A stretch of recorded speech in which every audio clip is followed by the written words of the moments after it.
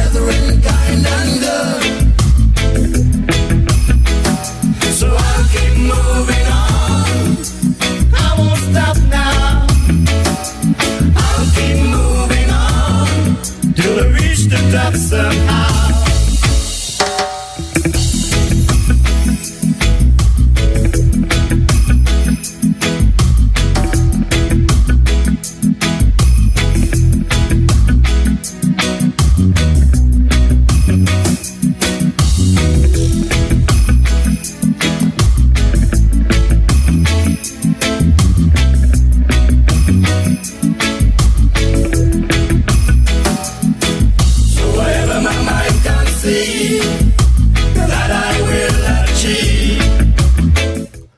Yes, my Straight Talk family, just in case you are wondering and pondering, I'm here, and it's time for me to bid St. Kitts and Nevis a very pleasant night wherever you are, as well as wherever you are in the entire Caribbean region. It's time for me to say good night as well. And we reach you all over the world because we are on the World Wide Web. So I reach and touch the Kittitians and Nevisians in particular in the diaspora, or everyone. I should just say the Straight Talk family, because just, I think it was last week I spoke about insularity. So I just don't want to talk about Kittitians and Nevisians. I want to talk about everyone, in particular our Caribbean people. Because guess what? I think today is the 57th anniversary or 57th birthday of the Republic of Barbados. And we do have quite a lot of Barbadians who join us. And we wish you a happy, happy birthday. No, you just, I think it's your second year as a republic, but nonetheless, you are an independent nation and you do act like one. So I am going to say happy birthday, Barbados. 57 years old. I hope I got that right. 57 years old today. And we greet you wherever you are. And as I said, I'm all over the world. I'm on the World Wide Web. So I am reaching you in Africa. I'm reaching you in Europe. I'm reaching you in Asia. And I am reaching you for sure all over North America. So I'm at liberty to say good night. I will say good morning and I can and will say good afternoon, because one of such greetings will be applicable to the region in which you now find yourselves. So I welcome all to Straight Talk, and I thank those who continue to share the link. And because of your sharing of the link, we do have first timers, and I want to, just for the first timers, inform you that Straight Talk is a public service program that facilitates and promotes free expression on all issues of national interest, be they legal, be they environmental, be they technological, social, economic, and or political issues. On Straight Talk, you do have a forum to express yourselves freely on all issues of national interest, like I said. And on this program, we try our endeavor best to raise the level of national consciousness. We try to raise the level of national discourse by alerting our people to their rights and certainly to their obligations. My name is Ian Patches Liebert, and I thank Almighty God for blessing me with yet another opportunity to join you in conversation on yet another occasion. And my Straight Talk family, I am duty bound to remind you as your host. And in the process, I pledge to remain an untiring advocate of truthfulness. As I'm always reminded of the words of a hymn which goes like this: we are called to be God's prophets, speaking for the truth and right, standing firm for godly justice, and bringing all evil things to light. So absolutely nothing is watered down on Straight Talk, whether by omission or exaggeration. We don't water down anything or do anything to make Straight Talk more interesting. Straight Talk is not about sensationalism or creating excitement, especially at the expense of accuracy, because I consider it my duty to always present the unvarnished truth, the plain truth, especially about governance in St. Kitts and Nevis. And through this program, we are joined together with people all across our federation. As a matter of fact, we are joined together with people all across the world, and in particular in the diaspora, the Kittitian and Nevisian diaspora all around the world, or the Caribbean and Kittitian and Nevisian diaspora all around the world. Some people we know very well and have met. Others we do not know and many we will never meet. Some of us will agree with the positions of truth that are advanced every Monday and Thursday night from 8 to 10 p.m. on Straight Talk. And some will obviously disagree. We're different people, so we'll have diverse views. And that's fine. But what will sadden me, my Straight Talk family, is if we ever start to become disagreeable. So let us thank Almighty God nonetheless for helping us to understand how good and how pleasant it is for brethren to dwell together in unity. Let us hope and pray for the day when we will sing his praise together. So welcome again, my people, and thanks for those who share the link, because you bring first timers, and please continue to do so. Some tell me that they do not always get my link, and I apologize for that. But you can also subscribe to the YouTube or Facebook channels at no cost whatsoever. But doing so will ensure that you get an alert. To the first timers, I must also inform you that Straight Talk is a participative program. By that I mean we include your calls and your emails. And if you're so minded to call, the numbers are 663. Take a note of that. As a matter of fact, they're on your screen. 663 6672 or 646 829 6672. There's some of us who like the cloak of anonymity, I call it. You don't want to be heard because you are afraid of these vindictive people in my country who will fire you from your job, terminate you, or victimize you in some way. So I could understand, I can empathize with you, I can understand your fear. Because things are not easy in my country. And if you want that cloak of anonymity, we provide you access via our email platform, and the address is straighttalkpatches@gmail.com. Nobody gonna know that you sent me an email. Send it at straighttalkpatches. That's one word, straighttalkpatches@gmail.com. I also like to welcome always my junior brigade.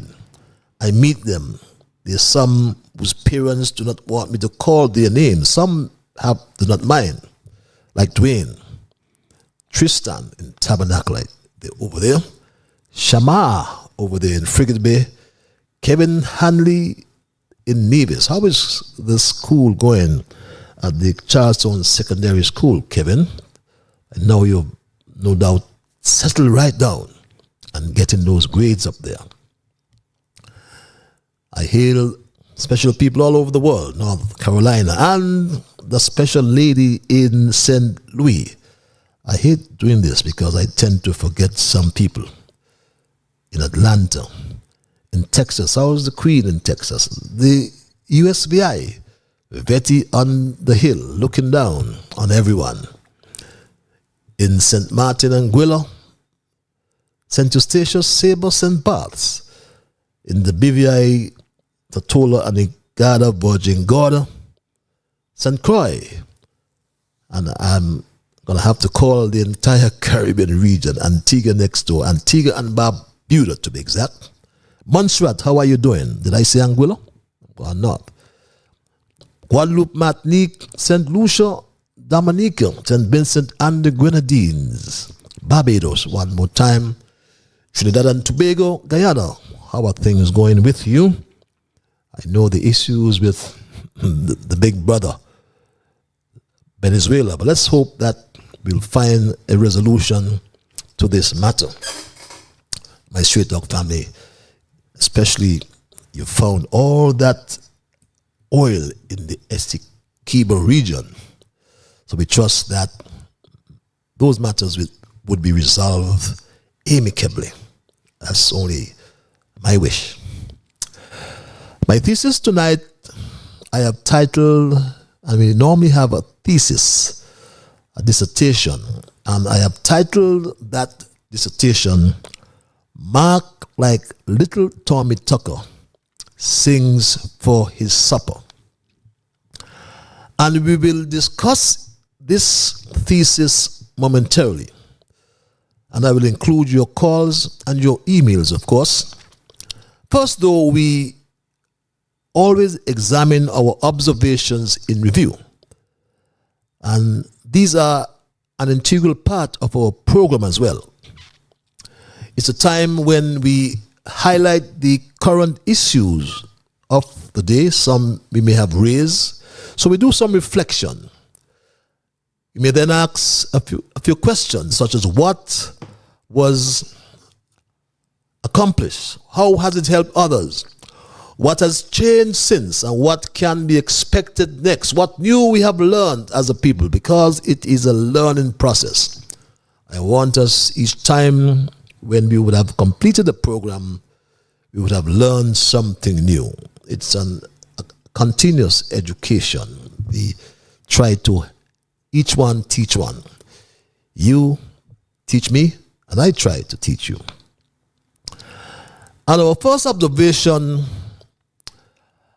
relates to our delegation off to Dubai for COP28, which has been described as a milestone moment when the world will take stock of its progress on the Paris Agreement. And someone asked me what the Paris Agreement is and what it means to us here in St. Kitts Nevis. And I found it a very interesting question. Well, first, it is a legally binding international treaty on climate change, which was adopted by 196 parties at the United Nations Climate Change Conference, labeled COP21 in Paris, France, that is, on the 12th of December, some 8 years ago, in 2015. It entered into force on the 4th of November 2016. And you will find the signature of Dr. the Honorable Timothy Sylvester Harris on that document. And I was humbled to witness that moment in Paris in 2015. But the overarching goal of this agreement is to hold the increase in the global average temperature to well below 2 degrees Celsius, I should say, above pre-industrial levels, and to pursue efforts to limit the temperature increase to 1.5 degrees Celsius above pre-industrial levels. However, in recent years, world leaders have been forced to stress the need to limit global warming, to 1.5 degrees Celsius by the end of this century. Many of us won't be around at that time, I'm sure. I won't be around at the end of this century, and that's in the next 60, 70 years. Certainly I won't be around. But we in the Caribbean and in small island development states, or some call them the LDCs, lesser developed countries, we suffer the most, although we contribute the less or the least. We contribute a mere 7% of global greenhouse gas emissions. But our vulnerability is well known and crossing the 1.5% or 1.5 degrees Celsius threshold. And this or these risks are unleashing far more severe climate change impacts, including more frequent and severe droughts. We can tell you all about it here in St. Kitts and Nevis. Heat waves and rainfall deficits. I remember in 2015 when we took office, we meaning the team unity administration, we had a 50% rainfall deficit. We never cry out and blame anyone. We went to work, irrespective of what you'll hear them say that nothing was done in 7 years. We went to work, and we never had this water issue as we are having now, no matter what you will hear them say. But St. Kitts Nevis at COP26 announced a very ambitious plan, an ambitious, what is called National Determined Contribution, or NDC. St. Kitts Nevis made this announcement according to then Minister of Environment in the team Unity Administration, Eric Evelyn, who said this, I think it was about 2 years ago, or last year perhaps. He said this though, nonetheless. Climate change is real, and St. Kitts and Nevis has launched during COP26 a more significantly ambitious revised Nationally Determined Contribution NDC, proposing to reduce emissions by 61% by 2030 compared to 2010 levels. And yes, my Straight Dog family, what has happened since then though, after that commitment by the then Minister of Environment? Nothing. Except to note that Dr. Drew has set a new Guinness Book World Record for having the largest delegation ever to attend a meeting of the Conference of Parties. And COP28, some 20 persons, we understand, or over 20 persons, are attending the meeting of the Conference of Parties to the 1992 United Nations Framework Convention on Climate Change, the UFCCC as it's called, set to run from today, November 30th to December 12th, 2023, in the United Arab Emirates, the UAE. We understand that the delegation, as I said, is comprised of over 20 people, which is 10 times the average delegation of 2 for most countries, even large countries. And to distract the nation from the fact that the solar farm project that we heard so much about since 2020 or 2019, which was negotiated over some 2 or 3 years by Skelly. And all of a sudden, we got a release from the press secretary, who is ironically a member of the delegation, issued via the SKNIS. And this incompetent administration now saying that they have signed this PPA to really get the solar farm up and running. But it was delayed for some 16 months. This incompetent administration of Dr. Drew delayed the inevitable for 16 months, 1 year and 4 months, while poor people continue to suffer from this high electricity costs, failing to understand that government is continuous. And we know this. We know so. So this long delay in implementation, for what? You may ask. And they come and tell us that there is a reduction in the power purchase price. What a lie. As all they did was to extend the amortization period, as we say, from 20 to 25 years, my Straight Talk family. Because the capital cost is still US $80 million. The same cost. And the same arrangement where the government and Skellig do not have to make any capital outlay. They've introduced, they claim, some clause that gives an opportunity for local private sector investment in the project. Another lie, as not one local company or individual has shown such interest.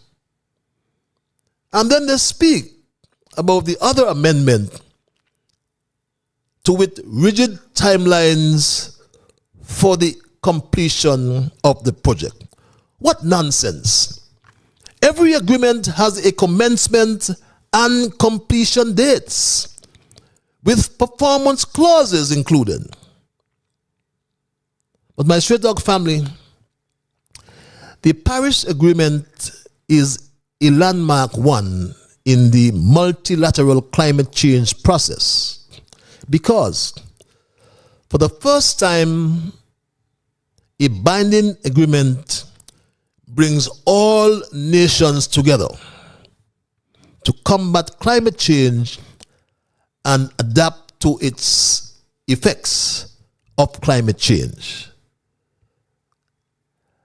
So the announcements or pronouncements about geothermal resolution and signing of the PPA for the solar farm was just to distract us from the fact that the Jew administration has done nothing as it pertains to renewable energy. Because they have bought, they have spent, we understand, nigh $120 million to procure 2 new generators. So you see the conflict, the confusion in the minds of this minister, Calypsonian, who cannot finish his song. My second observation, my Straight Dog family, the issue relating to the allegation about the CBI seem to have gone off the radar, at least for now. Mark Brantley has gone quiet. Astor Fan as well has gone quiet. And remember, they both tried to seize what I call a political moment. I think it was last weekend or the weekend before, some 2 weeks ago, with propaganda. Only to find out that in trying to propagate or spread the idea that those who manage the citizenship by investment unit corrupted the CBI. It was not too long, however, that we found out that Mark Brantley introduced a white French convict to his cabinet colleagues, also to Dr. Drew. Yes, Mark Brantley, my Straight Dog family, and the Nevis Island administration got into bed with a scamp, my Straight Dog family. Mark Brantley and the Nevis administration, Nevis Island administration, I should say, not only got into bed with a scamp, but negotiated to pay the scamp with our money, my Straight Dog family. And this is what he told us, my Straight Dog family. Mark Brantley, who is the premier of Nevis, wanted to diversify the economy. Yes, there is a financial arrangement with MSR. I believe the number is $150,000. We are prepared to do 35 films over the next 5 years.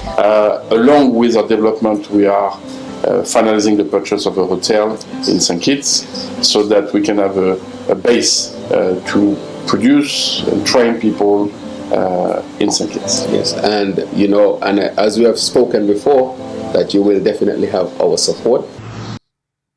And what is his support, my Straight Dog family? What is the support given by Dr. Drew and his labor administration? That is a big secret. And why? Why is this big secret, we ask you? And while he was instructing us, Mark Brantley, about the young men in St. Kitts Nevis, Mark Brantley went to bed with a criminal in a jacket and a tie, my Straight Dog family. When we talk about crime, we focus only on the young men in some of the troubled neighborhoods. And we forget to mention those in jacket and tie, because they too are criminals. Yes, my Straight Dog family. Mark Brantley really is one of them who is mashing up not just the CBI, but he is mashing up St. Kitts and Nevis. And I'll tell you why. Because he brought a criminal investor to Nevis and introduced him to his cabinet. And we have with a criminal investor selling our passports. How can that be? Is a question and a pertinent one. Philippe Martinez should have produced 6 movies in Nevis. How many has he done? And these questions need answers, Mark Brantley. How many movies have been produced in Nevis by Philippe Martinez? And my third observation, my Straight Dog family, relates to justice. in my country. And justice all over the world at times run on a slow track. And in St. Kitts, this is evident in the case of a former police officer from the Royal St. Christopher and Nevis Police Force. Recall, on the 23rd of June 2016, Constable Packett received gunshot injuries to his right leg in the execution or whilst in the execution of his duties. He was taken to the Joseph N. France General Hospital, where he was treated for the injuries sustained and warded on the intensive care unit. 4 days later, on the 27th of June 2016, he was transferred to the West Shore Medical Facility in Trinidad and Tobago via air ambulance, where he later succumbed to his injuries. Officer Brian Packett was laid to rest on August the 9th, 2016, in his native Dominica. Amidst the grief and sorrow of his family, his friends, and close confidants, the young officer was injured while responding to a reported larceny in Greenland's St. Kitts, my straight dog family.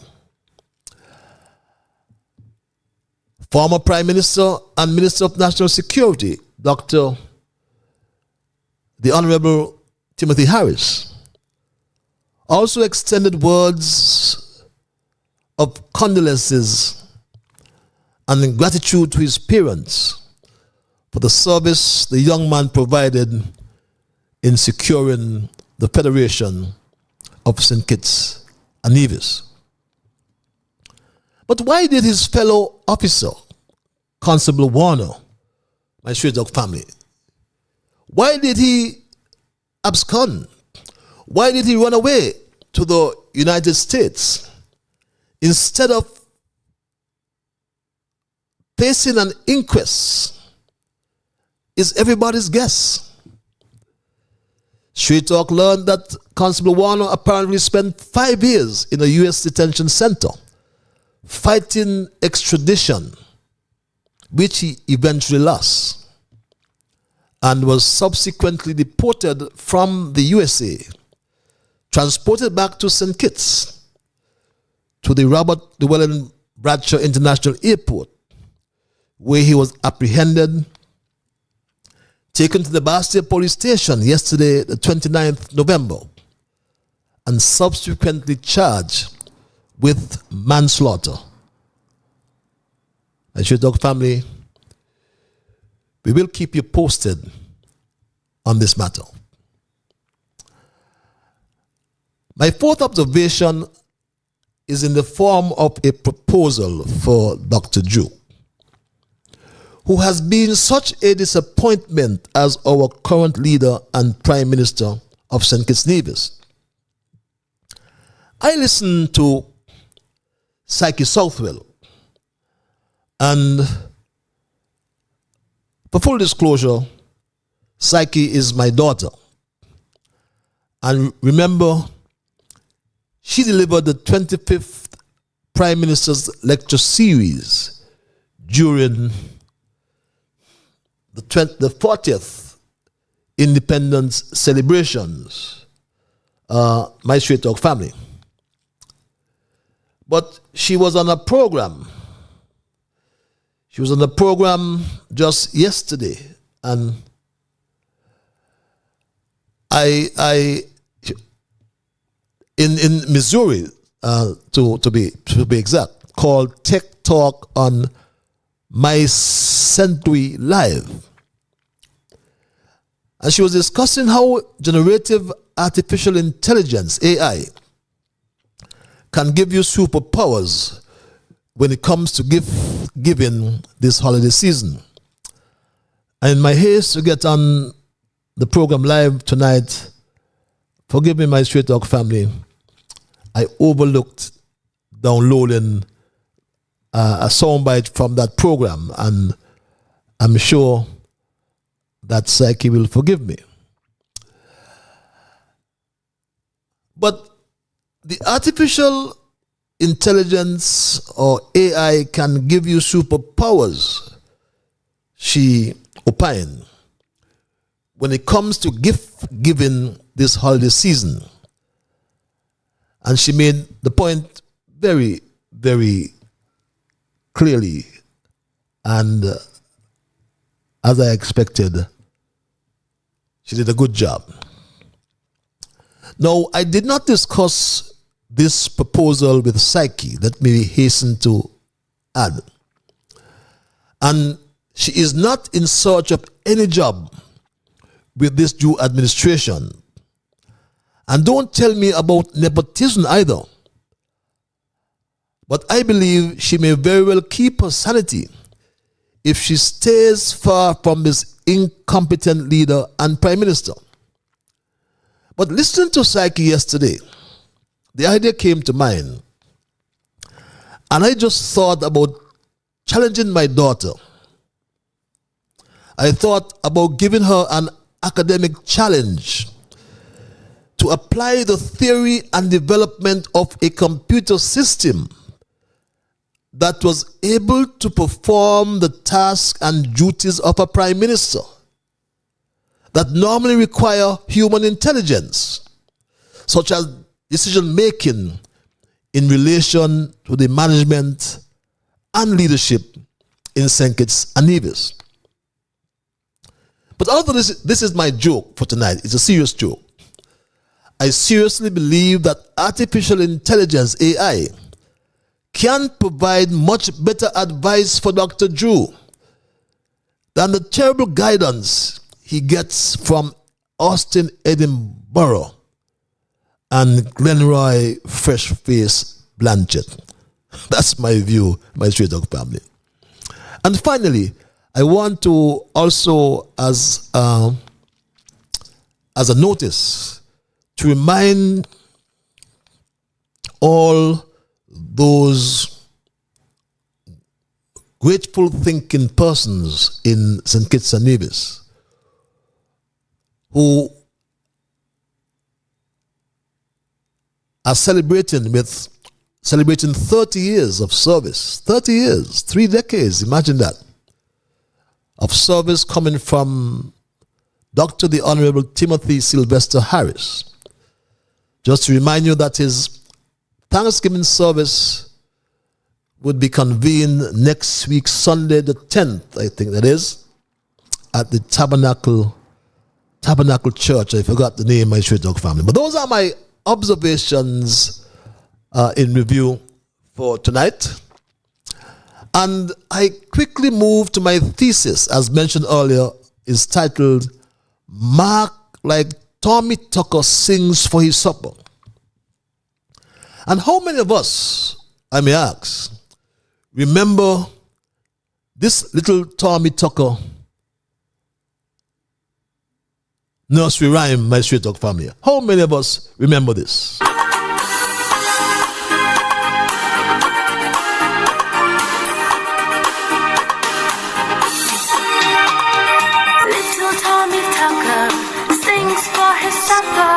What shall we give him? Brown bread and butter. How many of us remember that? Yes, back then they sang Little Tommy Tucker, and he really sang for his supper. But that was in the Middle Ages, about 5 or 6 centuries ago. It is written that in those times in England, I think they called the medieval times, it was customary for a hungry singer, or an entertainer for that matter, to show up at a local English bar or pub or inn and would offer to sing a song or recite poetry and got a meal in return. That's the origin of the nursery rhyme Little Tommy Tucker sings for his supper. And what did they give him? Brown bread and butter. But we are now in the 21st century, and we have a little Mark Brantley who sings for his supper. And what do we give Brantley? Money from our treasury. My friends, if Tommy Tucker had to sing for his supper, who would be Mark Brantley? Mark Brantley is about Mark Brantley. He likes to be called Premier of Nevis. He wants to remain relevant, so he makes outlandish and insular statements to get attention. So obnoxious is this snake called Mark Brantley. For example, just yesterday, he posted this poisonous message on his Facebook page. This is what he posted. Love me or hate me, at the end of the day, you live by you and I live by me. That's your premier from Nevis, my Straight Dog family. Nevis, how much longer will you accept this from Mark Brantley? This political novice who clearly sings for his supper and gets embroiled in agonizing bouts of incompetency in his politically implanted position as the Premier of Nevis. But he's also the leader of His Majesty's loyal opposition and regularly attributes patronizing statements to Dr. Joe. Any rational line of thought would be the hope that he's able to rise about, or rather above, the incriminating morass, the incriminating quagmire, the mess, and lead Nevis into a bright and prosperous future. This poisonous snake, Mark Brantley, to revive the waning public vocal support of Terence Michael Drew, has violated all norms of professional decency and integrity and has now been exposed as the architect of colossal failures. Since he wrestled the CCM leadership from its founder, the late revered Vance Winkworth Amory, may his soul rest in peace, Mark Brantley has run Nevis bankrupt. Mark Brantley has not completed one capital project in Nevis, and all he has done is to provide or to preside for almost 7 years over a litany, over a long list of horrendous or abominable waste of taxpayers' money. As I mentioned earlier, Mark Brantley is all about Mark Brantley. He talks about geothermal, my Straight Dog family. And I think he said he was going to Colombia. Going to Colombia to tell them what, you may ask. The project, as I said, my Straight Dog family, is bankrupt. Or rather, the project is not bankable. Take that back. The project is bankable or not. Is that what he's going to tell them? Ask yourselves the question. Is this project a bankable project? Look at the IMF Article 4 report dated March 23. And I have to bring that back to you. It's an imperative to let you know about this, because some may have missed it. Because at a cost of $150 million US, read the report yourself, and a peak demand of 9 megawatts on Nevis and 28 megawatts on St. Kitts. The report is clear. It says the estimated cost, read it for yourselves, my Stray Dog family, of the first phase is $150 million US dollars, over $435 million, including 30 million US or 81 million EC for drilling, 60 million US dollars, over 162 million EC dollars for geothermal plant, and $60 million or $50 million for transmission, another $135 million. And that transmission is to get it from Nevis to St. Kitts. But he lies about an integration study. Publish the study, Snake Brantley. Publish it and tell us about these interconnectivity unknowns about transmitting to Antigua and Barbuda, to St. Martin, and so on. And he lies as well about getting support or not getting support from Timothy Harris. Mark Brantley the Snake lied about the support he received from Timothy Harris when he said this, my Straight Dog family. He said this, which is such a blatant lie. Such a blatant lie, my Straight Dog family. And Mark Brantley had this to say, my Straight Dog family. Had this resource been located in Sandy Point or in Old Road, it would have been developed a long time ago. But because it was located and is located in Nevis, there have been some who occupied the chair of Prime Minister of this country who decided that it would never be developed. For 7 years we sat in a unity government and Nevis could not get any support on this project. My Straight Dog family, what a lie. That Nevis got no support from the Team Unity administration. Yes, my Straight Dog family, he got support.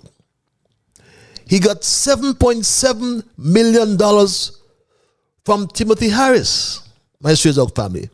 And he said that. He said that. But Mark Brantley is singing for his supper. And suddenly, dementia step in. And he forgot what he said. This is what he said, my Straight Dog family, about geothermal support in Nevis. Unity took office in 2015. We got the geothermal project, 7.7 million. I'll play that again, because he said he got no support from Timothy Harris. Unity took office in 2015. We got the geothermal project, 7.7 million. So yes, he got $7.7 million from Timothy Harris. But to date, he has not provided a report on how those millions of dollars were spent. Well, Timothy Harris is not blind like Terence Michael Drew. And Timothy Harris is a PhD or has a PhD in accounts. And therefore, he's a trained accountant and would not sign an open letter like Terence Drew. It was said that most of the $7.7 million went to legal fees. And we asked the question tonight, which law firm was engaged by the NIA, Mark Brantley? Was it Daniel Brantley and Associates?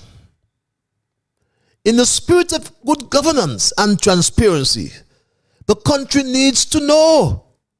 It's the people's money, Mark Brantley.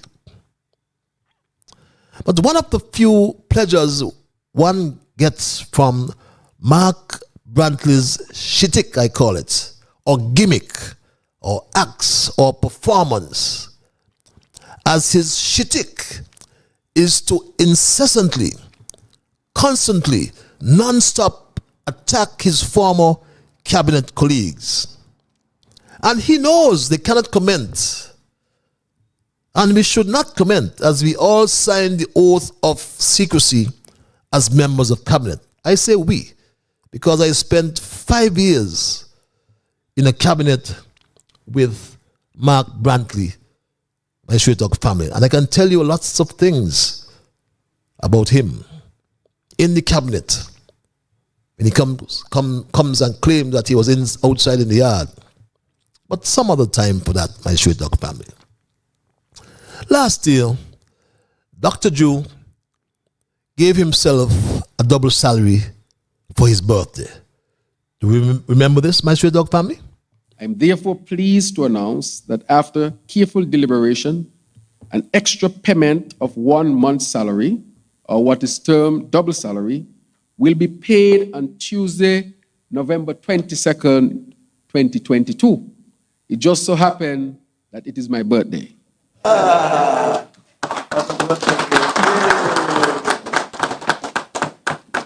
So that means I can ask for a lot of drinks. Could you imagine that, my Straight Talk family? Well, his birthday for 2023 has passed. And the CBI revenue is now passed as well to his friend Deacon Mitchell, Prime Minister in Grenada. But Grenada is doing so well, my Straight Dog family, that in the third quarter, they posted their information. This is transparency. And they have projected that by the end of 2023, revenue from the CBI in Grenada would be over $1 billion. $1 billion, my Straight Dog family. But with Mark Brantley's latest outrage, huffing and puffing, singing for his supper, this time over payment of a double salary, because this time he will only get 2 salaries for Christmas. He usually gets 4 salaries. So suddenly, he has a change, a big turnaround, and he supports or defends Dr. Joe, as we say, singing for his supper. My own view on this double salary story is that it is a bad idea. It is unsustainable. This notion of every Christmas government taking up millions of dollars in the context of Nevis is about 10 million.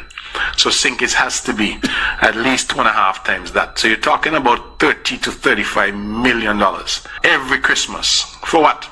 And I honestly say for what? Because a lot of people getting that money are not producing. And if it causes some upset, then I apologize for that upset, but it's a fact.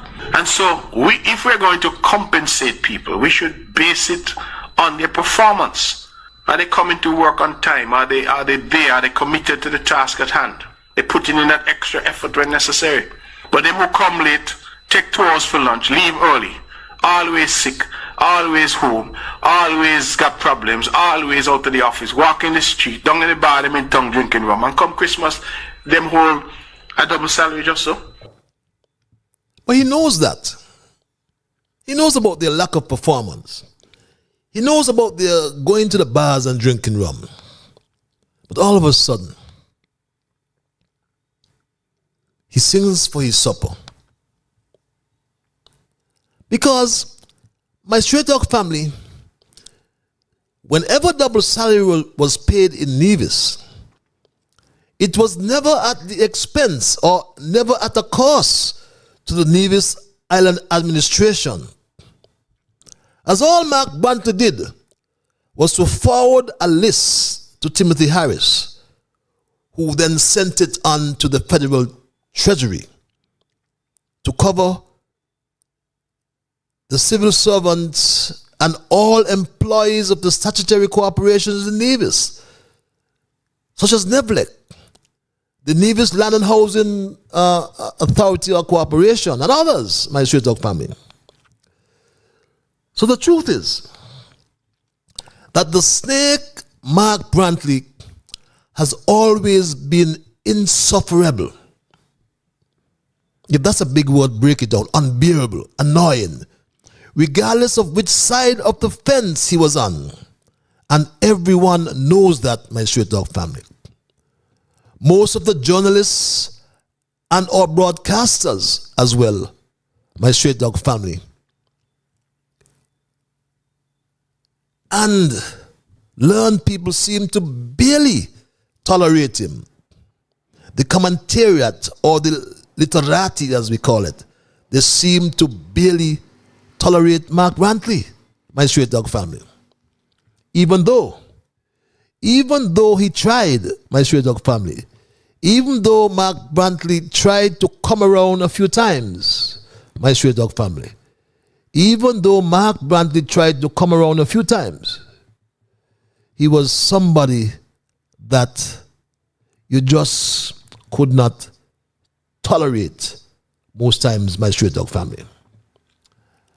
And it was former Premier Joseph Barkle Parry who reminded us that Mark Brantley has been reduced to, as he called it, trash. Trash, my straight dog family, yes.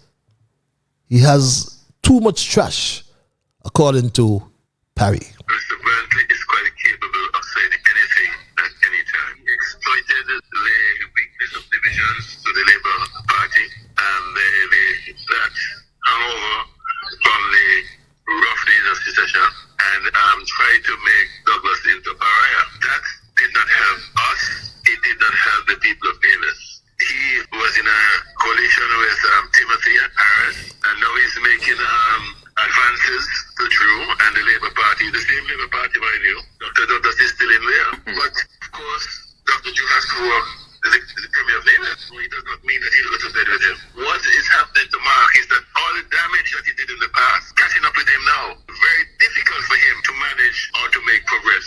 The best thing for him to do right now is to back off, retire now, and make way for somebody else, because he has done too much damage. There's too much garbage attached to him. Too much trash attached to him. Too much trash attached to Mark Brantley. And that's the general consensus. Why doesn't he go? Leave the people alone. Mark Brantley manages to shoehorn mentions of his upbringing into some of his answers, nearly every time making reference of his Vicky of blessed memory, according to him. But he then segues. He moves without stopping in an extremely infantile way that he seems to think is witty. But everyone else sees it as hitting rock bottom. The way he attacks people, my straight dog family, and in particular women. He attacked Congress Maynard, for example. He said this. As I hear this boy Congress Maynard today, I was disappointed. The paucity, the lack of intellectual capacity that he displayed today was shocking for me. And I hear a lot of foolish people talk in my lifetime. But this was a level of foolishness which went beyond the pale. Remember, he also attacked your humble servant, my straight dog family. You remember this? I was in cabinet shortly, for a short period, with a man called Ian Patches Lywood. And what I will say today on record is that nobody, Mr. Bart, has ever accused Ian Patches Lywood of being bright. It has never happened. And at his age now, I don't think it will ever happen again. And he attacks the women in particular. That's nerve-wracking. He said the same thing about my namesake as well. That is the argument. That is what we've been asked. That is why he did not. To accept the reality is, and no matter how we run, no matter how we dance, no matter what we seek to say or do, the reality is there was never in this country a framework for the pact to operate.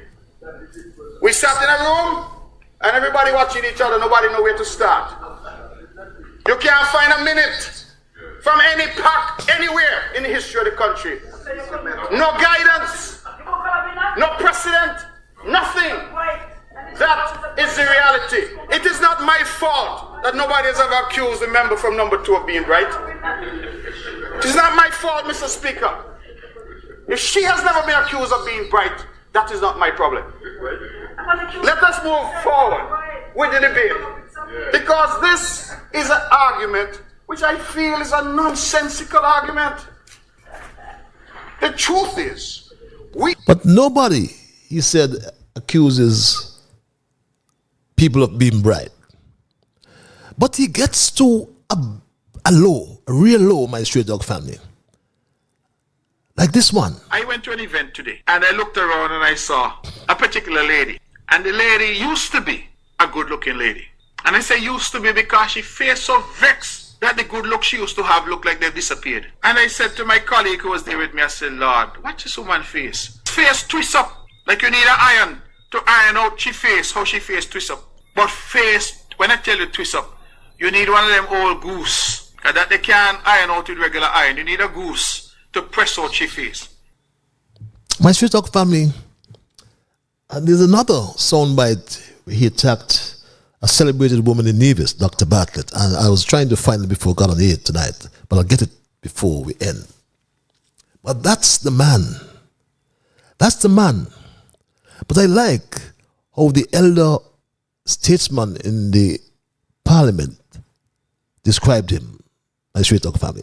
Only you have sense. Nobody else in this parliament has sense.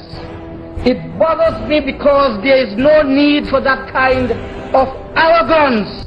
He's the most intelligent person in the world. He's the most sensible person in the world. He's the richest parliamentarian in the world. It's a glimpse of the nature of the member for Nevis. Arrogance, pompous, talking down to people. And that's not a good attitude for a politician. You need to change your attitude. You need to stop talking ill of people. Power scolding from a man who has spent thus far some 34 years in the parliament. But it is clear, my straight dog family, that Dr. Jew has relied on the comments of Mark Brantley, Andrea Thermal, and his roadmaps, the sustainable island state.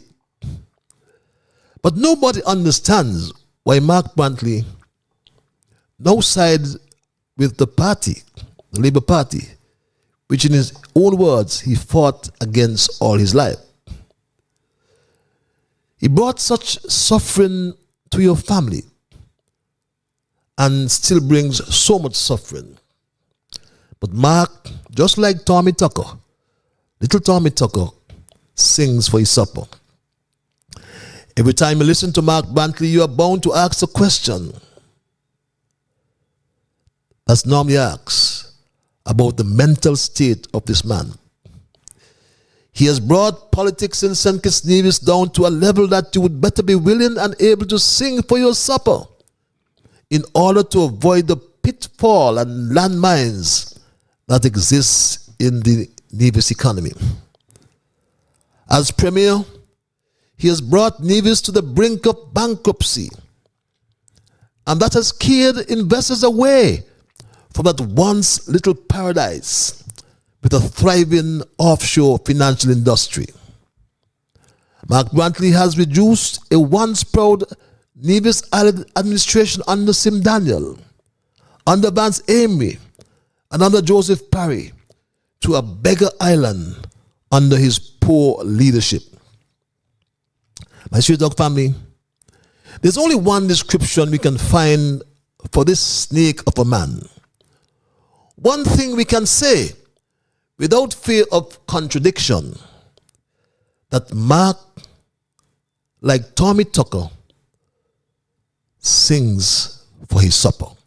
That's my story tonight, my Straight Dog family, and I am not going to change it. I will open the lines, though, because Straight Talk is no Straight Talk without you.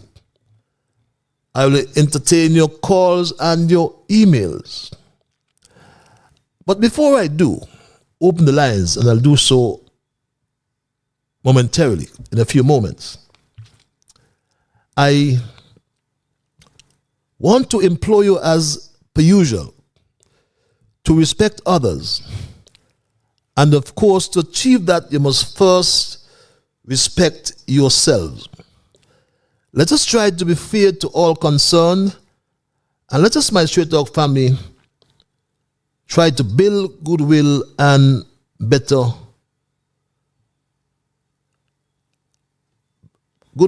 friendships. And my Straight Dog family, in saying and doing those things, let us strive to build or to improve our relationships. Let us, my Straight Dog family, in saying and doing those things, strive to build a kinder, gentler St. Kitts and Nevis.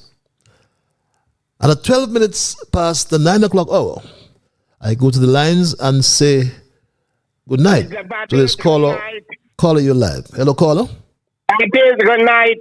How are you, my dear brother? Good night. I'm fine. Let's try pack those. But God is good here, Mr. Patrick. All the time, God is good. All the time. Hear the word of God said.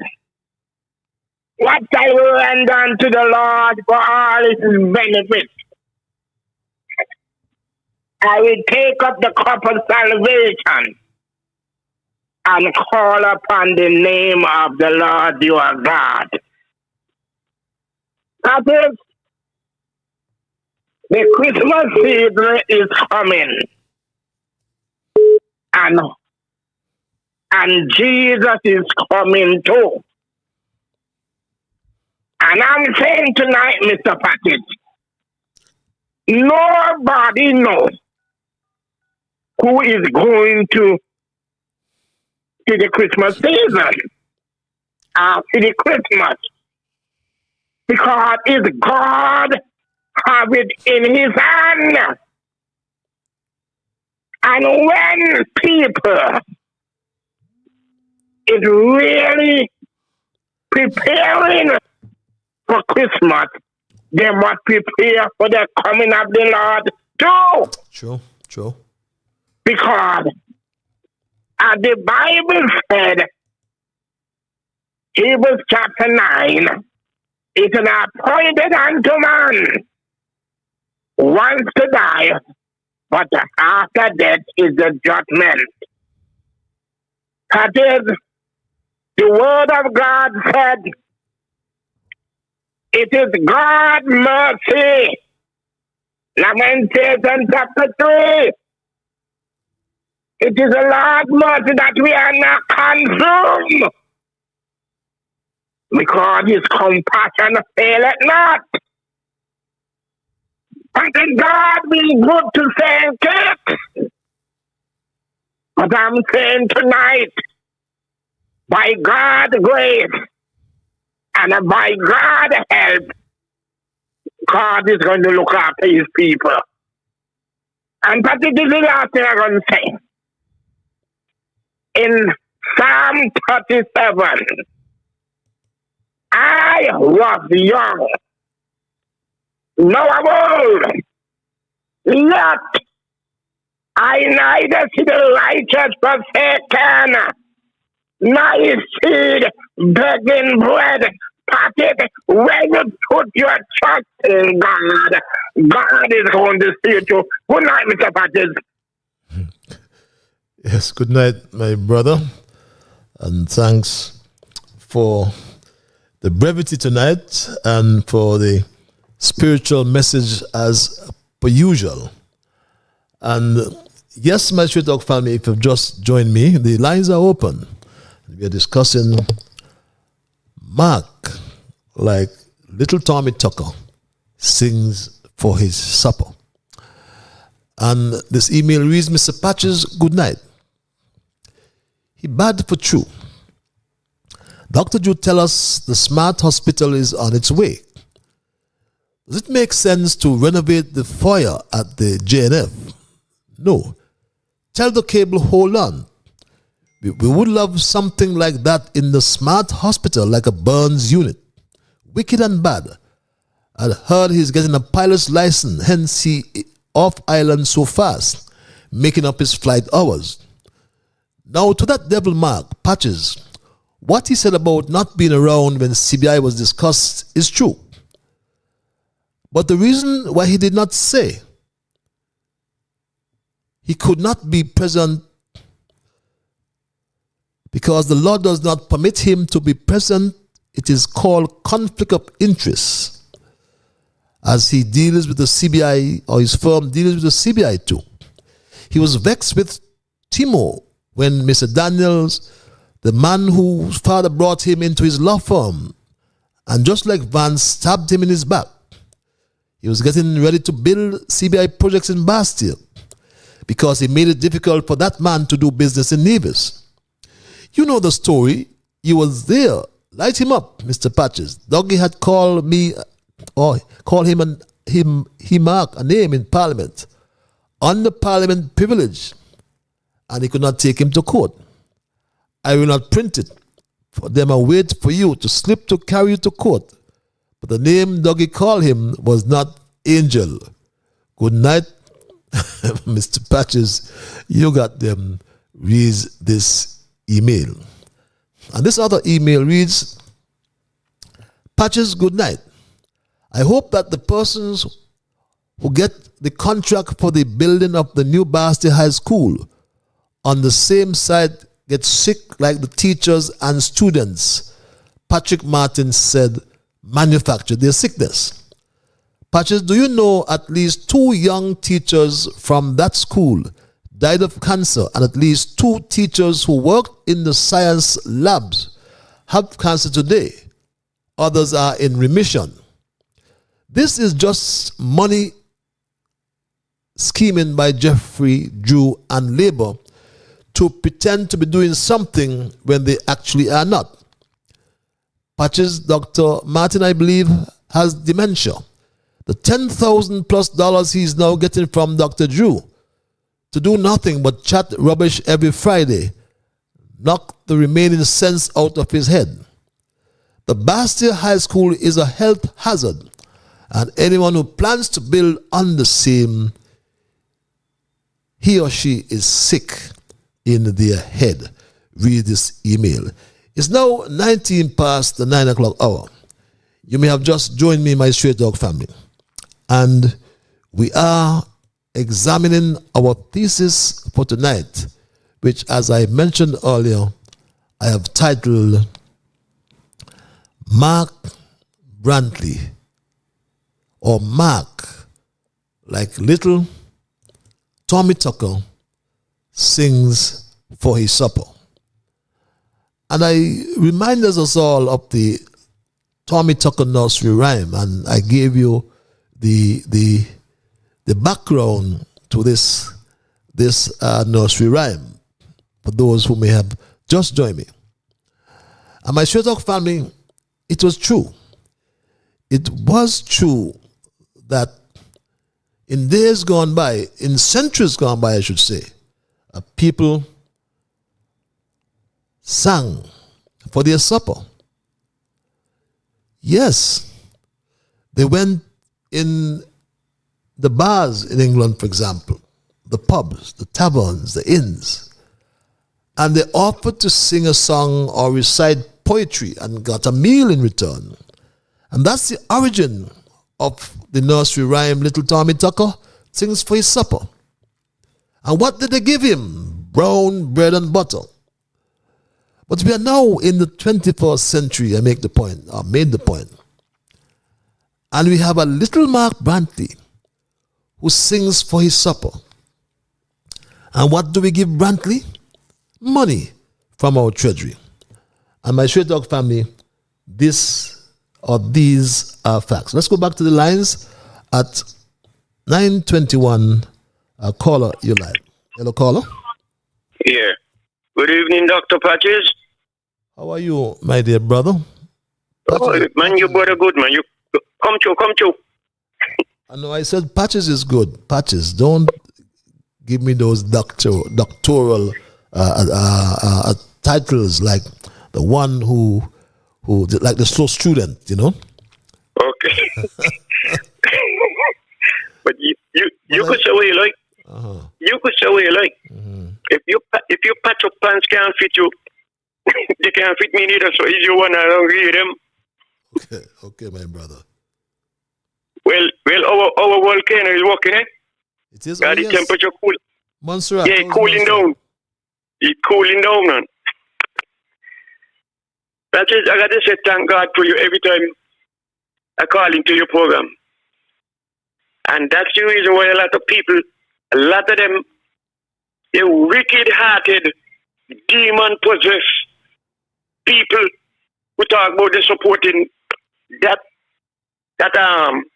Mickey Mouse government. They don't like you because you're speaking the truth. And the fire that truth got to its tail is hotter than the lava that come out of the volcano. Good night, brother, Straight Talk. Good night, Nabo.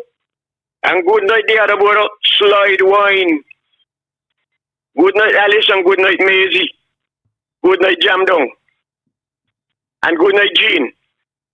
That is, they got a slang saying that all of us who just call it to your shop. We are what you call, we have a lot of we have BS. BS. I'm telling you, BS mean brave soldiers. So you all get that definition in our brain. Brave soldiers. So when they think it's negative, we are not negative. Now let me go to that. Let me go to that money waste stuff named Joe. When he got into office, he said the country is in economical red. Red. And he ain't come back and say, well, okay, the red is out of, and the country is in all green now. Let's all clear. But we see what he do. Since he said the country is in economical red, he went to New York 15. And a far winner, which is a Chinese woman. Nobody knows what portfolio she has in the government. And they keep going, he keep going, touring every week. Now look where he gone. With over 20 persons. For what? What happened? All of them is secretary, permanent secretary, and reporters. Anybody can see what that man's intention is. His intention is to sink the country. Sink its name is Saint Kitts. But the way he's doing to sink it, it is sink it. That man, Joe, he don't have no respect for the treasury, no respect for taxpayers' money, and no respect for people who work in.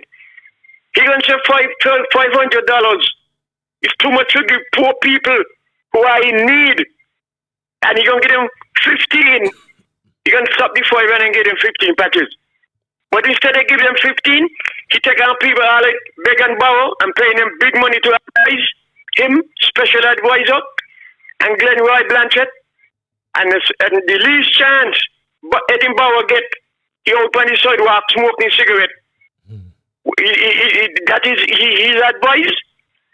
And raising up the treasury money every minute, going here, going there, going everywhere.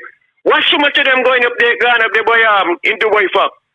Well, last night, I was listening to BBC as usual, and I heard a lady was speaking on BBC program about the same conference that they gone up there to. And the lady said that the conference is going to be just a few days, And then the rest of the 2 weeks is for the leisure and the pleasure time. So that's why he carries so many persons up there. People, let me tell you, people in St. Kitts now, too many people are just mumbling and grumbling by themselves on the sidewalk. That is not good enough. It is not good enough. Patches, if you have a dog, and the dog laying down in the yard, and you see a mongoose coming in your yard, and you take up the egg, and you just put back down your head and sleep, and let the mongoose go, and the mongoose come over there and take up the egg, and he ain't doing nothing. Next thing the mongoose going to eat the chicken and the fowl, and when nobody knows what the mongoose going to do. That is what you're doing here. The amount of nonsense and lies and wickedness is doing to this country. It is time for somebody to stop him. Too many of us are taking everything with lipstick down. The little few of us who call in on your program, God bless us. And He going to give us the strength and energy to fire the blows and prop you up. I'll come back, Patches. I'll come back. Thank you very much for your intervention. My friends, I made the point as I introduced my thesis tonight that Mark, like little Tommy Tucker, sings for his supper. But if Tommy Tucker had to sing for his supper, who would be Mark Brantley? Mark Brantley said this, for example, my Straight Talk family. Former Prime Minister Harris is saying that the new Prime Minister should give numbers about number of passports and all of that. He did not even give those numbers to his cabinet. But Mark Brantley, in singing for his supper, seems to got dementia, like I said. Because the former Prime Minister, Timothy Harris, not only gave those numbers to his cabinet, he gave it to the country. On 2 occasions, Harris said this on the first occasion. As at the 31st of December 2015, there were 10,777 primary passports issued under the citizenship program. In 2005, 6 were issued. 2006, 19, 2007, 75, 2008, 202, 2009, 292, 2010, 664, 2011, 1,092, 2012, 1,758, 2013, 2,044, 2014, 2,329, 2015, 2,296, for a total of 10,777. And that was in 2016, my Straight Dog family. And contrary to what the snake Brantley would like us to believe, that the Prime Minister never gave figures, Timothy Harris is the only Prime Minister to have ever given those figures. And that was 2016. But this is what he said 2 years later in 2018. This is what Timothy Harris said. Last time I had reported that under the program we were advised by the Canadian banknote, who manages our passport, the 10,777 had been issued at the end of December 2015. And we have the revised information from the banknote, which says that up to 2015, really, the figure should have been 12,496. And the total number of CBI passports now issued stands at 16,544. So the only Prime Minister to have issued those figures is Prime Minister Harris. Let's go to the lines at 8:30 or 9:30, right to the bottom of the hour. It's 8:30 in the US and other areas. Caller, you're live. Hello, caller. Mr. Lambert, how are you doing tonight, man? Your humble servant is peaceful, my brother, and yourself? Yeah, pretty good. Yeah, man. The slide whining continues, man. Yes, it does. It does. Them guys like to slide wine around the hard questions. That is so true. That's true. Singing for. But let me. Yeah, I get you on that, man. But let me ask you a question, right? Mm-hmm. I don't know if you're in a position to do this homework, but okay, let me zoom in on Harris for a minute, right? Mm-hmm. You know how you like to bring this proof and put this up on the screen? Mm-hmm. The figures that you say Harris was talking about. Mm-hmm. Me, as I'm listening, right? I'm listening, right? But we haven't seen a document or documents that you can show us that, you know, Harris seems like he was reading from some documents when he was saying this stuff. Is it when you can go back and do some research and get some of these documents and bring it forward, man? And present it to us, the public?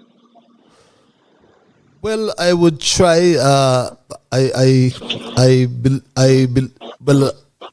he was reading, as he said, from a report from the Canadian banknote, and the Canadian banknote issues a report. They manage our passports like throughout the CARICOM countries as well. And so is that the format they was using back then to present this in terms of the transparency? Yes. Was this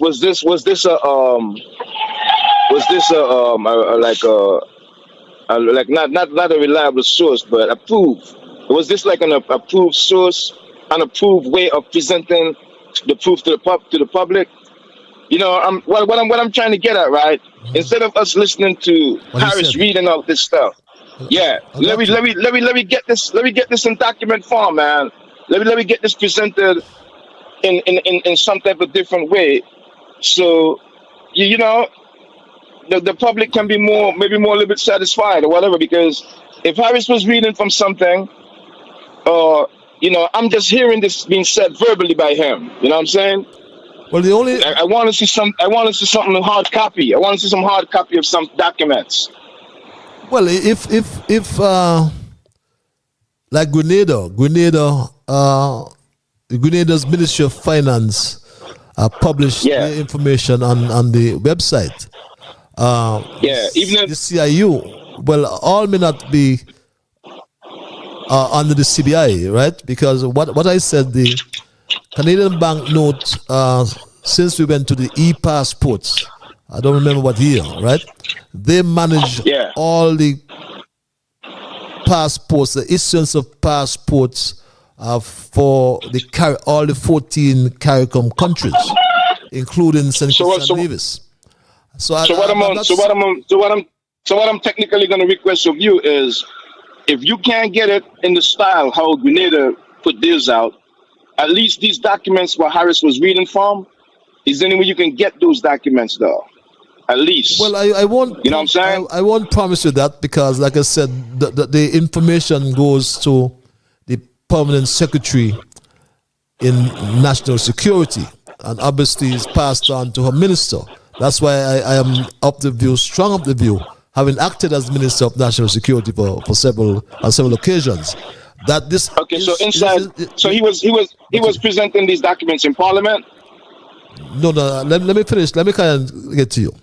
He was reading from a document, a report that is received from the Canadian banknote. It is a Canadian company that prints our passports and manages the passports. The process is that the Minister of National Security or the Prime Minister signs what they call a certificate of registration, the CORs, right? And this information, and just like ourselves as well, whenever a passport is issued, the Canadian banknote are the ones who activate the passports. That's why we have this advanced passenger information. So it is a complicated process. So I'm not certain. So Bimel, please. I'm not certain if that information with the Canadian banknote, you're looking for something on a Canadian banknote letterhead or something. I'm not certain if that would be provided.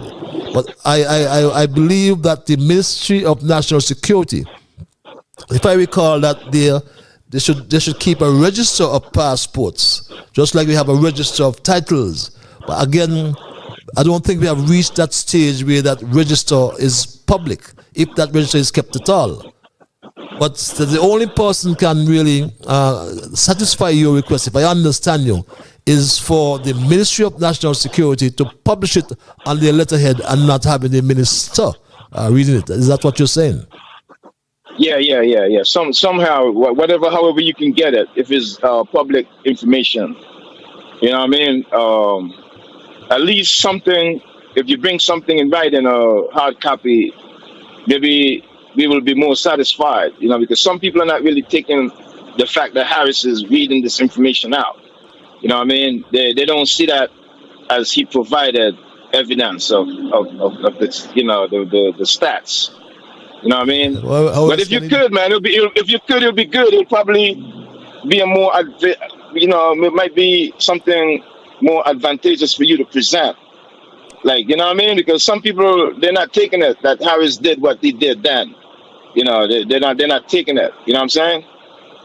But different than that, man. Let me just go on the regional, man. The issue between Guyana and Venezuela, you know, we need to pay attention to that, man, because I believe America is already underground there, building up that defense and helping the Guyanese government out in terms of training. You know, a branch of the military is already probably underground there, you know, helping with this training in case of an advancement by Venezuela. So the region there, the CARICOM, they should come out and say something about that, man. You know what I mean? And get the region up to par. Because if any type of military action is to be taken by Venezuela there, man, you know, it's going to be devastating for the region. You know what I'm saying? But that's my little contribution for the night, man. Maybe I want you to maybe shed some light on that too, if you can. Maybe next time or whatever, you know? Okay, got you. The Venezuela-Guyana issue there, you know, all right? Okay, my brother.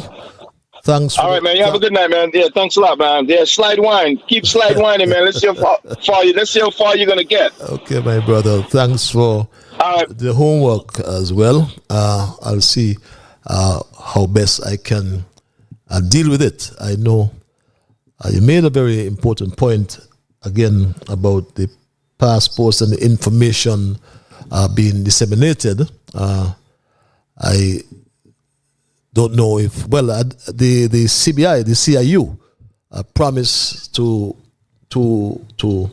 reveal information. I don't know in what format they will do that, but I believe I have no reason though to doubt that the information that was provided publicly by the then Prime Minister and then Minister of National Security, I have no reason to doubt that they were not accurate information.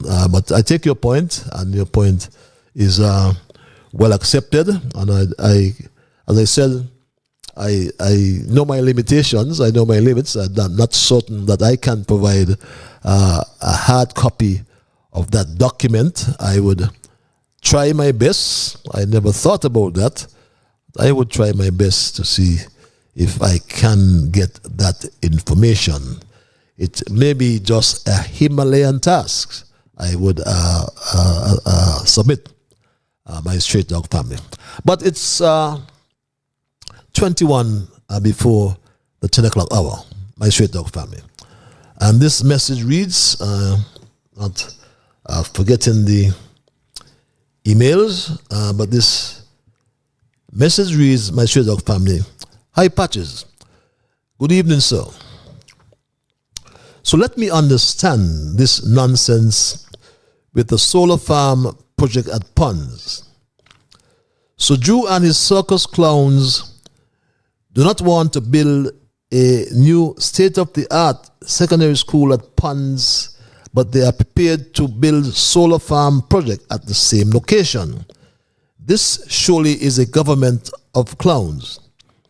I guess Dwyer must now be red in his face from the slap Drew has given him on the solar farm project. Didn't Dwyer say last year that the project must be and will be scrapped by the new Labour administration? Drew cares nothing about Dwyer Astafam. But very interesting perspective there, my Straight Dog family. But Dwyer was really peddling nonsense in that he was suggesting that the cost was slashed by some 50% from $70 million to $35 million. We are now think of that information, only heaven knows. But when you hear that former minister, you have my straight dog family to take it, as we say, with a grain of salt. Good night, Patches. Reads this email. We have a gangster government, crime out of control, and they don't care. People hungry, and they don't care. The high cost of living killing people, but it don't bother them because every week they fly out, making their double salary in per diem, living in big hotel rooms, shopping up so to hell with everyone else. Patches, is it true that we are having elections in 2024? Because for me, they can shut down Carnival and have elections in December so we can get rid of this gangster government. Because we, the people in this country, can't take another year under the Jew Labour Party, my straight dog family. And my straight dog family, just for clarification though, from that email, the solar farm and the what you call it, the Bassi High School are actually in two different locations, and the solar farm is right next to the cable and wireless building there and the transmission and distribution building there at Nevis, and the environmental planning approvals were granted. And comparing the solar with the Basti High School, I don't think it's a good thing, or I don't think there's no comparison in terms of the any negative impacts coming from that solar farm. So to compare both, like the Basti High School and a solar farm, I think that's beyond. There's one solar farm right next to the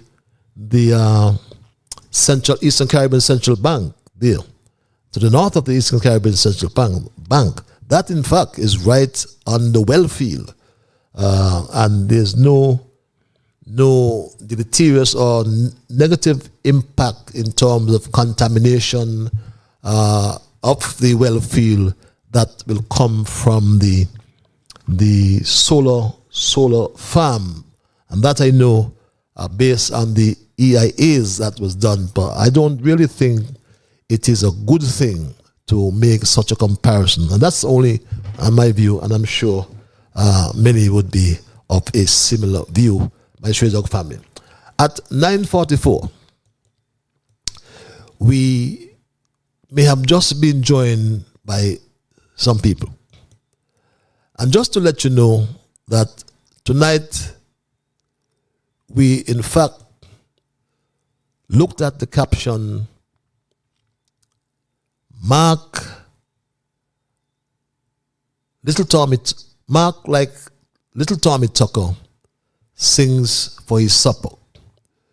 In fact, as we spoke about the solar farm, actually referred to a release. I didn't have it in a position to post it for you tonight.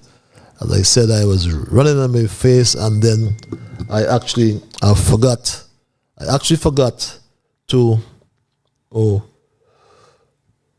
post that on a PowerPoint, but we will look at that.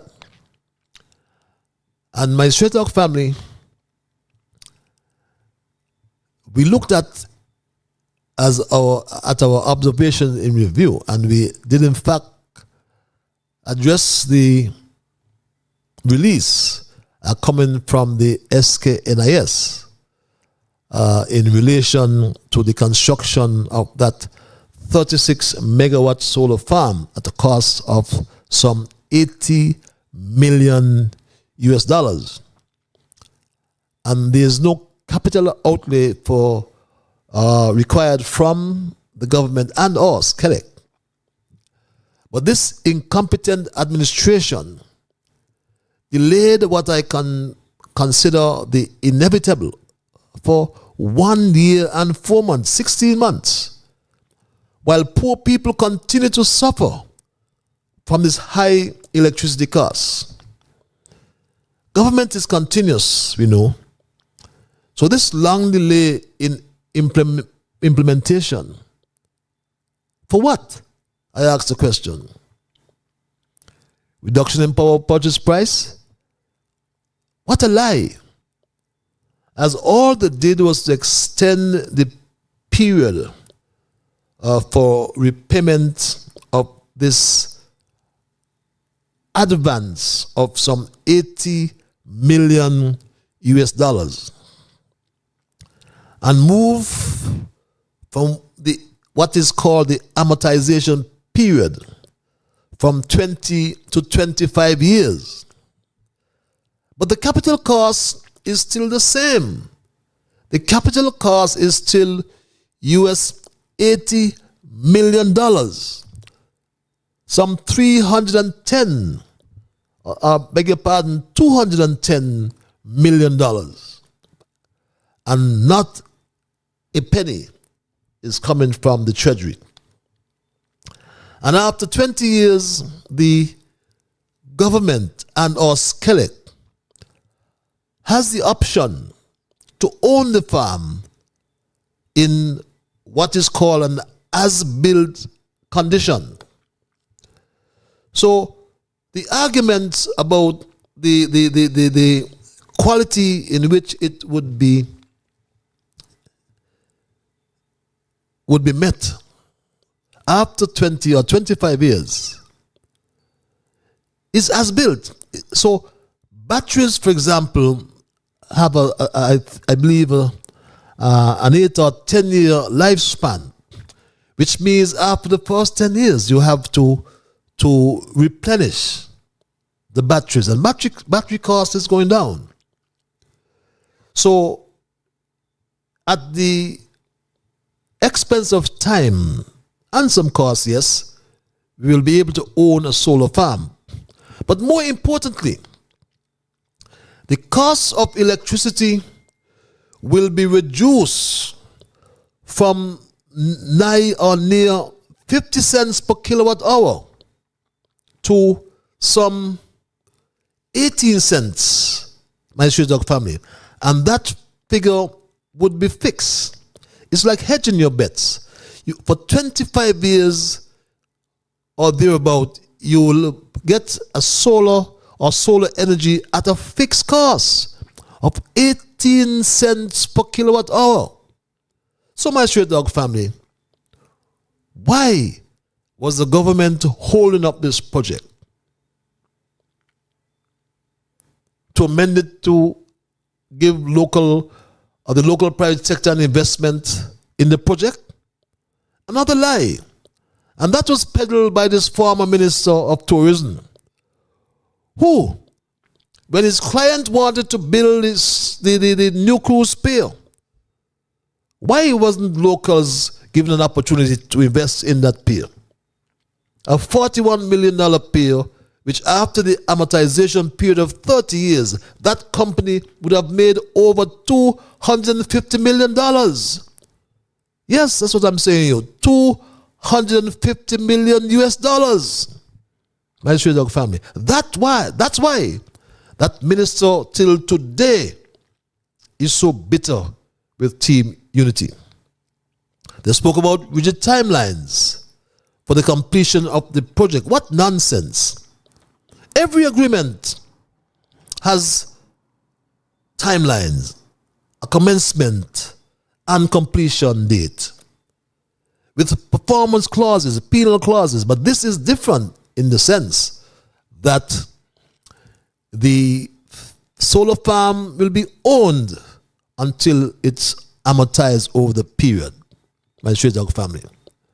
But my straight dog family, this government is so reckless that instead of moving to build a farm, they just want to say Team Unity did it. So they want to not to accept that government is continuous and go their way. Caller, it's 9 before 10 o'clock, you're live. Patches, good night. Yes, my brother. Jam down. Good night. Yeah, Patches, good night, brother. How are you, my brother? Patches. Yes, sir. I don't care what they say, you know. None of them MPs you got down there in Church Street do what you do in this country. None of them. And I personally feel that Newton people.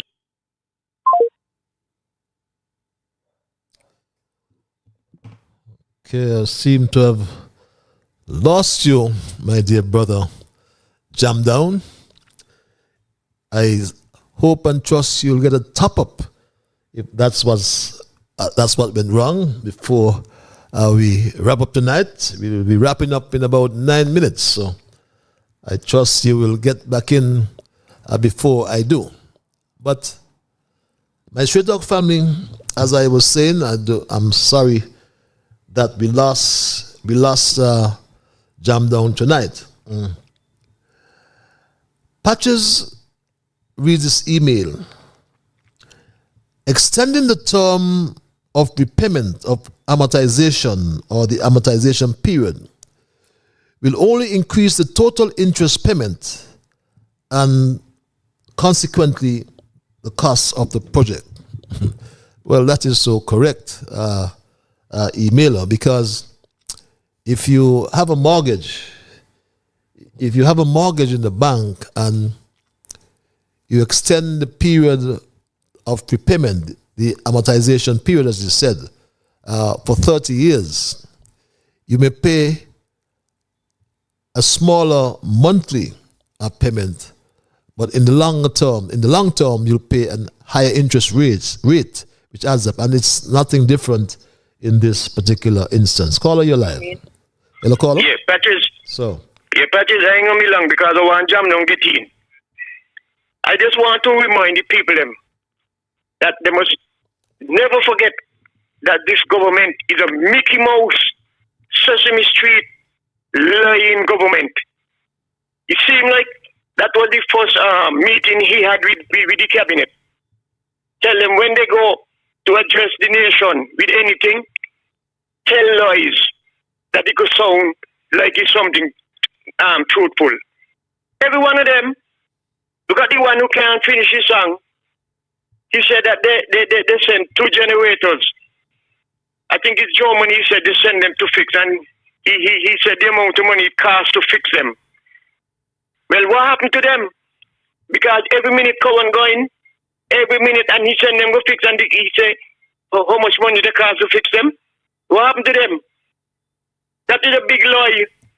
That is a big lie they're telling people, trying to impress people that they're doing something. Doing what?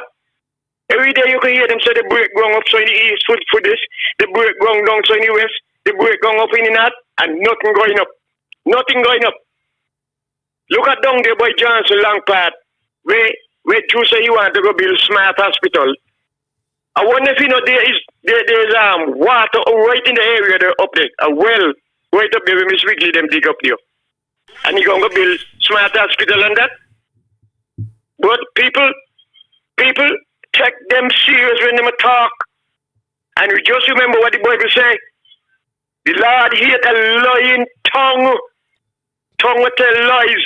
And God gonna deal with all who deliberately, willfully, consciously tell people lies to convince them. Patches, let me more the Jam Down come in. I want him get it do. Thank you, Patches. Thank you very much. As we really wind down tonight's programming, perhaps I'll take 2 more calls if those persons do act with some alacrity or moving pretty fast. But Good night. Reads this email. When are you bringing back Harris on your show to speak to the people of the country? Reads this email. All I can say, my Straight Talk family, that Harris is always welcome on the show. So that's just a call away from coming on the show. That's the only barrier, if there is a barrier at all, to him being on the show, my Straight Dog family. But as we wind down tonight's programming, my Straight Dog family, this message reads, Patches, I want to congratulate you on your professionalism in procuring all this information and sharing it with us tonight. By now, everyone has resigned themselves to the fact that Mark is a forgetful liar and is completely devoid of his memory. He has condescended himself as one of Dr. Drew's bumflies, beg your pardon, buzzing, singing, and begging for his supper. He has no shame whatsoever. And my Straight Dog family, yes, I did in fact bring this information because Mark Brantley said to the world that for 7 years he had no support from Team Unity Geothermal. He said this. Had this resource been located in Sandy Point or in Old Road, it would have been developed a long time ago. But because it was located and is located in Nevis, there have been some who occupied the chair of Prime Minister of this country who decided that it would never be developed. For 7 years we sat in a unity government and Nevis could not get any support on this project. And what a lie, my Straight Dog family. As he obviously is suffering from Alzheimer's or dementia, whatever they call it, my Straight Dog family. Because he himself confessed this. He said he never got a cent or no support from our Team Unity administration in terms of geothermal. And he said this, he forgot he said this. Unity took office in 2015. We got a geothermal project, 7.7 million. I'll play it again, my Straight Dog family. If just in case you don't understand what he says, he said this. Unity took office in 2015. We got a geothermal project, 7.7 million. But the problem, you see, that occurred is that $7.7 million, according to him, who was the one charged within the NIA to move geothermal forward. That $7.7 million was for the first phase. But till this day, the snake Mark Brantley has not provided a report on this expenditure. Not one word he has said about this expenditure. And you see, my Straight Dog family, we understand that a high percentage of this expenditure, millions, we understand, went into quote-unquote legal fees. And many are asking the question, or have asked the question, which law firm did the legal work on this geothermal project? Many have asked the question, Which law firm was engaged by the NIA, Mark Brantley? Was it Daniel Brantley and Associates? So in the spirit of good governance and transparency, the country needs to know. It's the people's money. But one of the few pleasures one gets from Mark Brantley's sad shittick, my straight dog family, one of the few pleasures is his shittick, his gimmick, his act, his performances is too incessantly, constantly, non-stop, or to non-stop to attack his former cabinet colleagues constantly, my straight dog family, non-stop. And he knows that his colleagues won't respond because we all sign the oath of secrecy as members of the cabinet. He has been violating that oath. He spoke about double salary. He spoke about the CBI. But he is mashing up the CBI. The things he's saying and is doing. He's not only mashing up the CBI, he's mashing up the country, my straight dog family. And this is a serious matter. A very, very serious matter, my straight dog family. He spoke of double salary. He spoke as well about performance. When he performed as Minister of Foreign Affairs for 7 years in our team unity administration, he was still the premier. But how on earth he could be in Nevis and St. Kitts at the same time? Many times I understand he got the officers from the Ministry of Foreign Affairs to catch the boat, even to sign a letter. Could you imagine that? That's how he operated. But my straight dog family, Mark has brought so much suffering to the people in Nevis and in St. Kitts as well. Mark, just like Tommy Tucker, is singing for his supper. Every time you listen to Mark Brantley, you are bound to ask the question, is this man, or what is the mental state of this man? Because he has brought politics in St. Kitts and Nevis down to a level that you would better be willing and able to sing for your supper in order to avoid the pitfalls and landmines that exist in the economy over there in Nevis, my straight dog family. As Premier, he has brought Nevis to the brink of bankruptcy. And that has scared investors away from that once little paradise with a thriving offshore financial industry. Mark Brantley has reduced a once proud NIA under Sim Daniel, Joseph Parry, and Vance Amory to a beggar island under his poor leadership.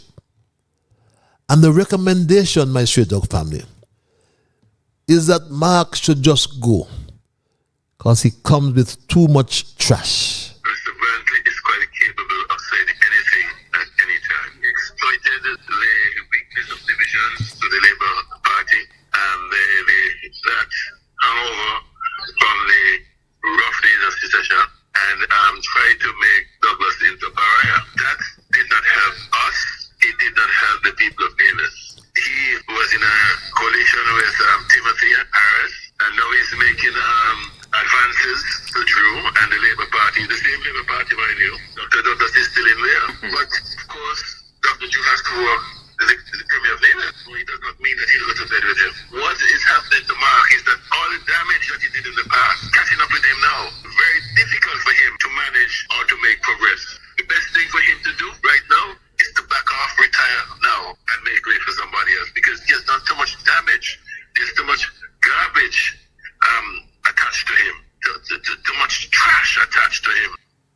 trash.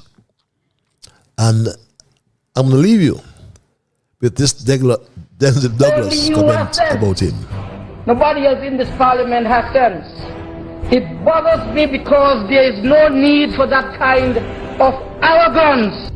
He's the most intelligent person in the world. He's the most sensible person in the world. He is the richest parliamentarian in the world. It's a glimpse of the nature of the member for Nevis. Arrogant, pompous, talking down to people.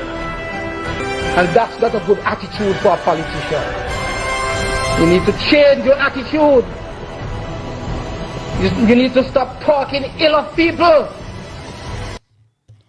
And yes, my Straight Talk family, will he change that attitude? I doubt it.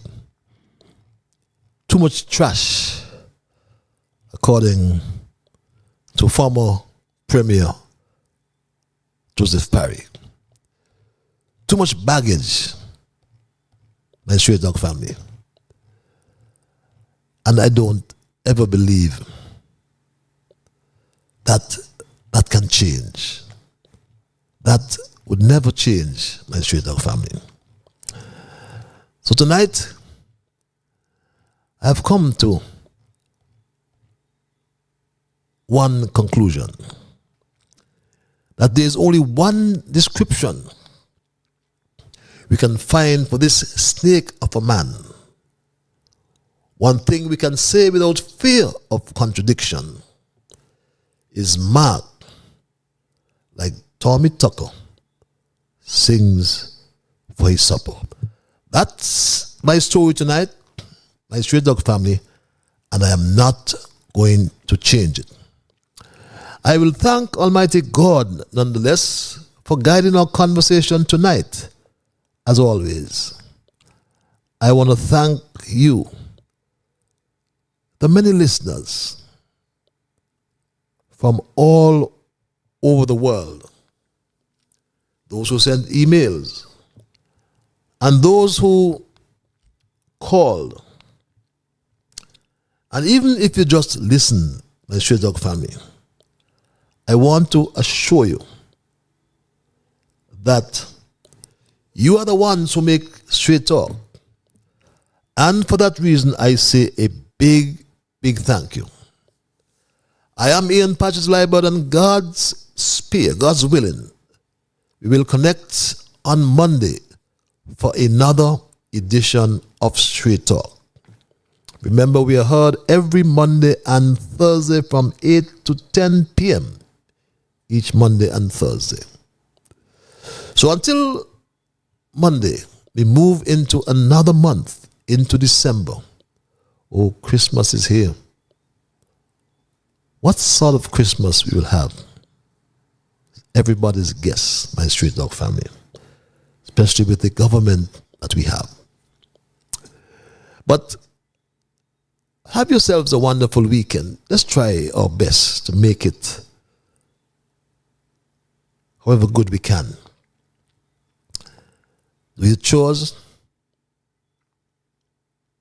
Go to church. I'm going to church. Thank God for his mercies, however large or small.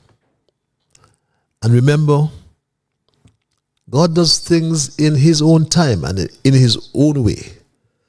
So just keep the faith. Just exhibit the confidence, the faith, and the trust in Almighty God. And for sure, he'll never let you be ashamed. Let's turn our negatives into positives, our risk into opportunities, and potential failures into success. And remember, my Straight Dog family, whatever your mind conceive, that you will achieve. But first of all, you just got to believe. So when you wake in the morning, thank God for the morning light. Thank him for taking you through the night. And my Straight Dog family, keep moving on. Bye-bye until we connect on Monday.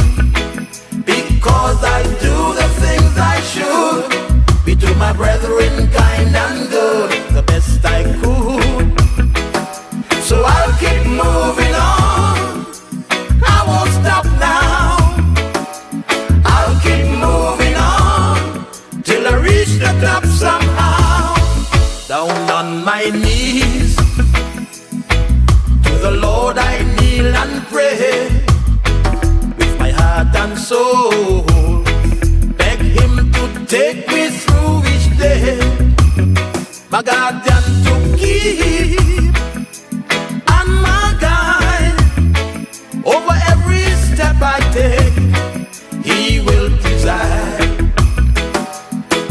So whatever my mind conceive, that I will achieve, you better believe, because I do the things I should, be to my brethren kind and good, the best I could.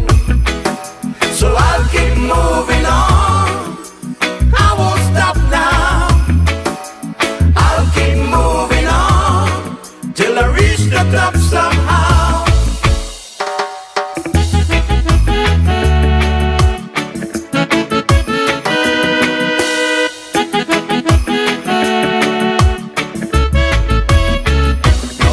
My way, with strength and courage from above, no man I'll fear, since God protects me with His love.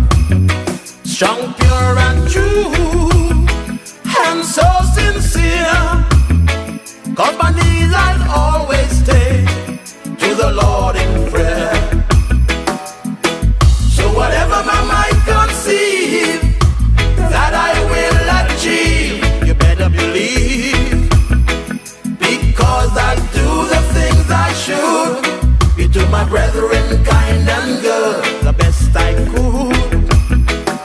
So I'll keep moving on, I won't stop now, I'll keep moving on, I gotta reach the top somehow. I'll keep moving on, I won't stop now, I'll keep moving on, till I reach the top somehow.